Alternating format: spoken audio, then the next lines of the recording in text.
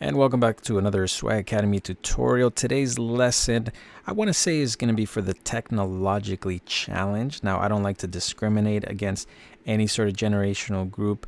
Obviously, I feel like millennials grew up with their, smartphones in hand and tablets and what have you.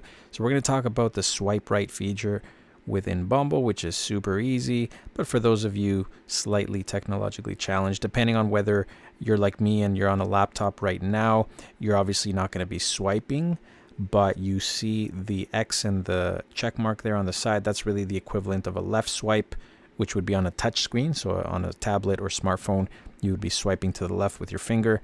And if you don't like the match, or swiping to the right for anybody that you do like, on the computer here, you would just be clicking. Now, mind you, you can, even on the phone, you can do the same thing. I'm pretty sure you can touch the X or touch the check mark, and it does the same thing as a swipe.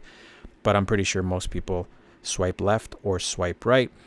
Funny enough, as I was just sort of setting this up before the recording here, I swiped a couple people left, and I noticed within the match queue, which is normally blurred, I lost a couple of, it'll say how many people you have in your beeline, and then that number went down. That's sort of like a clue that a lot of people don't know about. But if you swipe left on somebody that had swiped on you, that number is going to go down because you've lost the potential match. But it's fine because you ideally weren't interested anyway. So I'm just going to do a few practice ones here and just sort of see what happens. So since we're talking about the swipe right, we're going to swipe right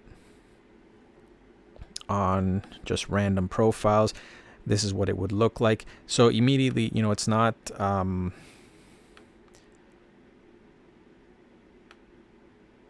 directing any matches, but as you can see on the cursor or on the laptop, you would just flip in and out of either.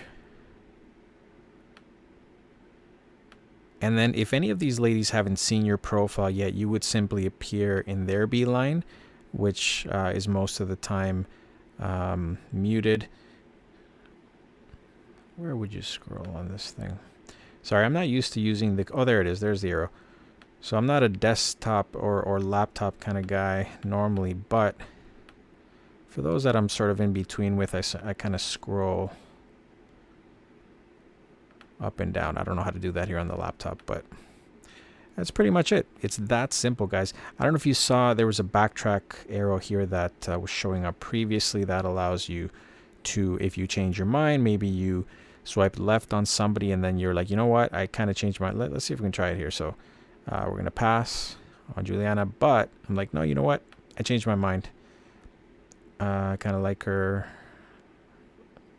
Let me see, is it doing the backtrack or not? I could be wrong. So normally on the phone, on the handheld device, you would shake your phone kind of left and right. It asks you to shake it, and then that profile comes back, and you can re-swipe. If you meant to swipe right, there it is. Okay, it was a bit slow. But like I said, on a computer, desktop, or laptop, you would hit that little arrow. On a phone, you actually just shake your phone, and then it'll slide it back and be like, you know what, I changed my mind. I do like her after all. And then you can swipe right on whatever. So that's it. That's pretty much how you do it, guys. Just swipe left, swipe right. And it's that simple. I don't know. I know there are those who are technologically challenged, but yeah, it really is that simple.